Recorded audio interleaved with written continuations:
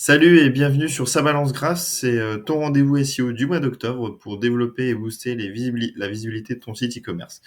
Aujourd'hui, dans cet épisode, on va s'intéresser au fichier sitemap. Donc le sitemap, c'est voilà, un plan de ton site qui est conçu spécifiquement pour les moteurs de recherche et qui va permettre de, s'il est correctement optimisé, de venir lister les URL stratégiques sur lesquelles tu souhaites positionner ton site e-commerce. Alors ici, donc pour l'exemple, moi je me suis appuyé sur Cosimob. Donc voilà, c'est un de nos sites e-commerce. Et donc on va regarder, voilà, et comment tout d'abord par accéder au fichier sitemap. Alors, contrairement à robot.txt où l'URL est fixe, comme on l'avait vu dans un précédent numéro, ici ça va changer un peu selon voilà le CMS utilisé par exemple. Mais si vous êtes sur un PrestaShop, généralement l'URL et le slug qui va être associé, c'est celui-ci que vous voyez à l'écran qui est surligné. Donc voilà, en tapant ça, voilà, si vous êtes sur PrestaShop, généralement, en tapant ça, vous pourrez accéder à votre sitemap.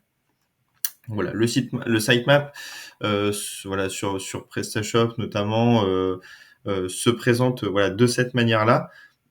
Donc voilà, voilà, c'est un gros plan de site, notamment voilà, si vous avez beaucoup de volume de produits. Bah, généralement, il y a voilà, de nombreuses URL qui sont listées.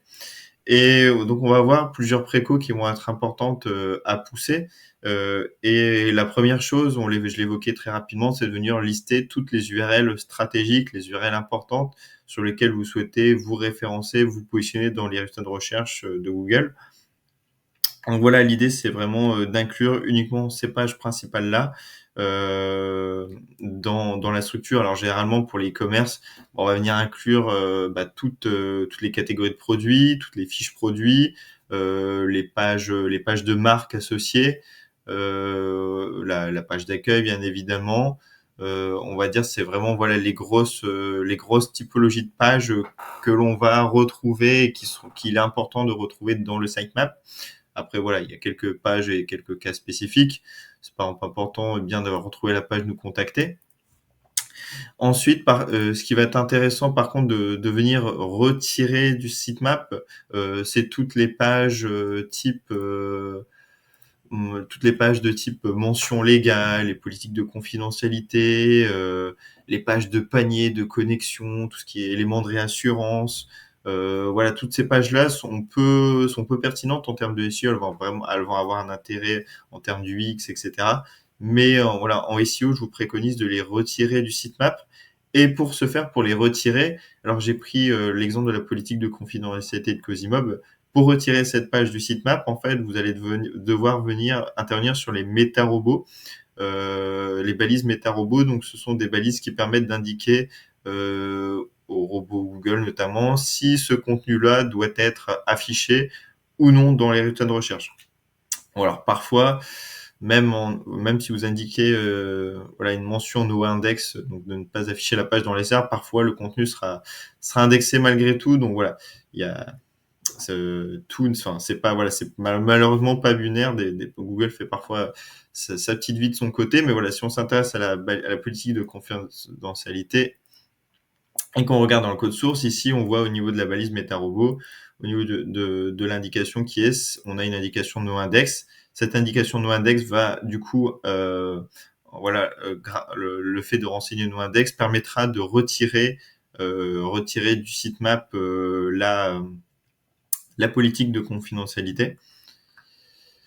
Hop, donc on va revenir sur le sitemap. Ce qui va être important aussi dans ce sitemap, c'est de proposer uniquement des URL qui renvoient à un code 200. Donc voilà, surtout qui faire en sorte qu'il n'y ait pas de 301, de 404. Donc les 404, c'est des 300, c'est des redirections, ou des 404, c'est des erreurs comme la page introuvable, etc. Donc voilà, faire en sorte de retrouver uniquement des URL en code 200, voilà, des URL qui sont actives, accessibles, qui puissent être lues par un internaute et surtout voilà crawlées par le robot. Ce qui va être important également, une petite préco, c'est, de faire valider votre sitemap régulièrement. Hem, alors là, ce qui peut être, très simple à mettre en place, c'est, d'avoir un accès, Google Search Console. Donc c'est un outil gratuit de Google qui vous permet en fait, c'est un outil qui permet de suivre un peu l'état de santé, de votre site. Et donc il y a différents onglets. Ici, on va s'intéresser uniquement à l'onglet Sitemap, qui vous permet en fait de venir renseigner le ou les sitemaps qui sont associés à votre nom de domaine. Ça va aussi, notamment faciliter l'indexation, des URL. Si vous êtes sur une création de site, une refonte, qu'il y a de nouvelles URL, bon voilà, le fait d'envoyer le sitemap, ça peut aider aussi à gagner du temps sur l'indexation, des URL. Et ça permettra, voilà, d'optimiser, la lecture des différentes URL, qui sont associées. Et enfin, voilà, alors là, c'est pas forcément sur le cas, même si on peut avoir la sensation qu'il y a énormément d'URL sur Cosimob, mais il y a des sites e-commerce qui possèdent énormément d'URL. Donc, ce qui peut être bien également de faire dans ces cas-là, c'est éventuellement de créer différentes sections, thématiques dans votre sitemap, de le diviser en plusieurs fichiers. Ça va permettre de vraiment de faciliter l'indexation pour les moteurs de recherche, voilà, d'avoir différents, voilà, une sorte de différentes thématiques. Ça permet vraiment de rendre, voilà, la lecture du sitemap pour le robot, voilà, plus logique. Et ça peut être intéressant quand vous avez vraiment énormément d'URL sur votre site e-commerce. Et le dernier point que je voulais voir avec vous aujourd'hui, c'était au niveau du robot.txt.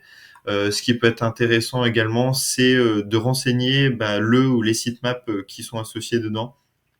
Donc là, par exemple, on retrouve donc ce qu'il faut faire, c'est très simple. Alors, c'est d'écrire, voilà, sitemap 2 points, et vous renseignez l'URL complète du sitemap ou des sitemaps. Ici, il y a un deuxième sitemap qui est associé au blog pour Cosimob.